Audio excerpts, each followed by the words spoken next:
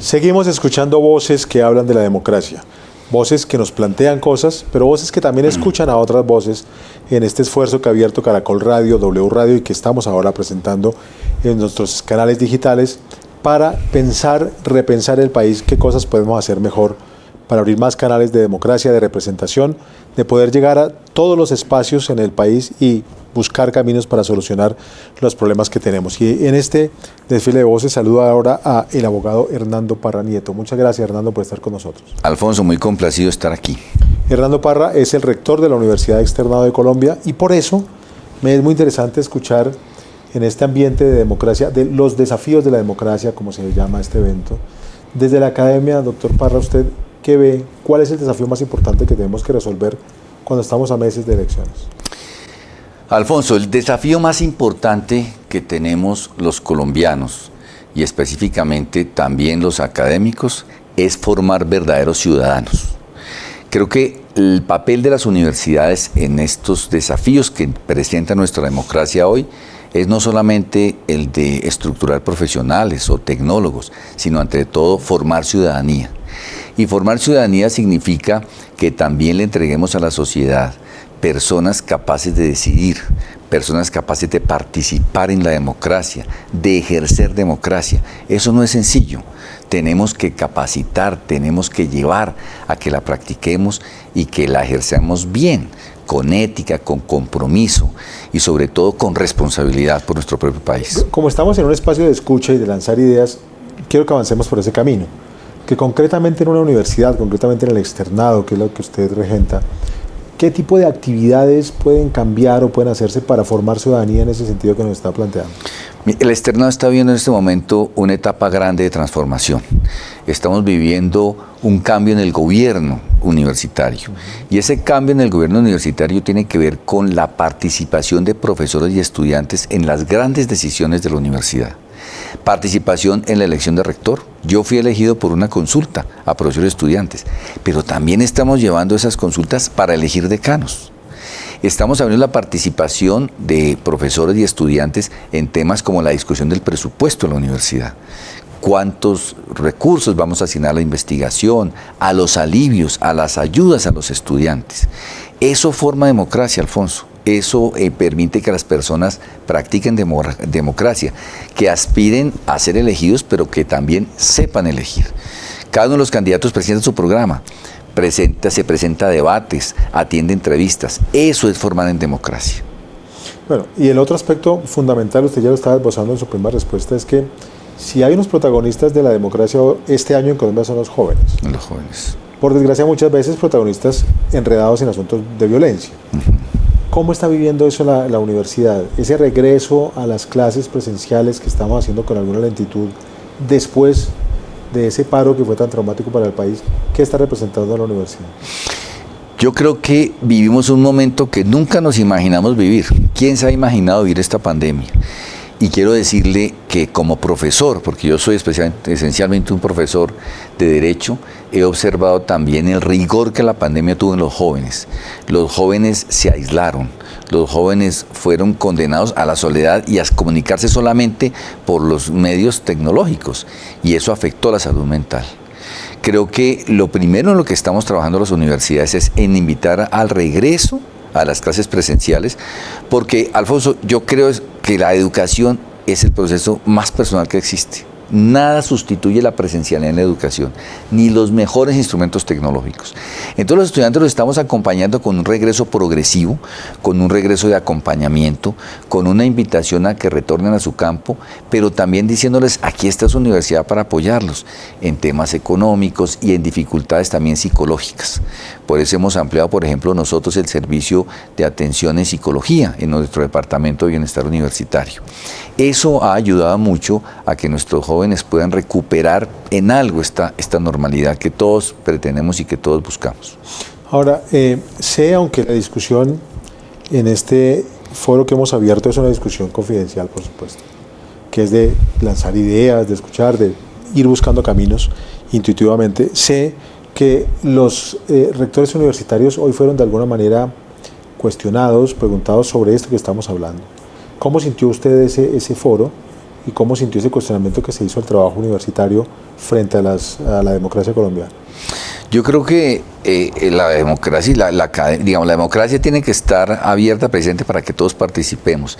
Y si bien se cuestiona el papel de las universidades, en el sentido en que la universidad debe hacer más, debe ocuparse más de la actividad de los jóvenes, no debe solamente formar en papel o en una capacitación o en una formación de una serie de habilidades, sino que también debe ir más allá, me parece que es un buen llamado. Yo creo que en la academia tenemos que estar atentos a la transformación permanente. A mí no me molestan esas críticas, todo lo contrario, me animan es a estudiar permanentemente el cambio social. Si hay algo permanente es el cambio.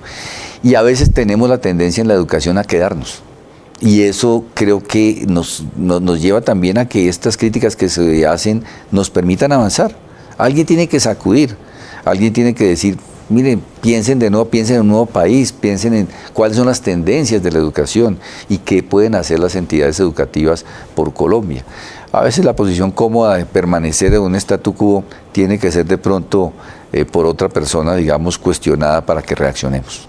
Ahora, este foro, los desafíos de la democracia, también es oportunidad para que lancen sus ideas. Entonces, usted, rector del externado, los académicos allí representados, ¿qué ideas lanzan para mejorar nuestra democracia? Alfonso, la educación es el mejor medio para transformar una sociedad.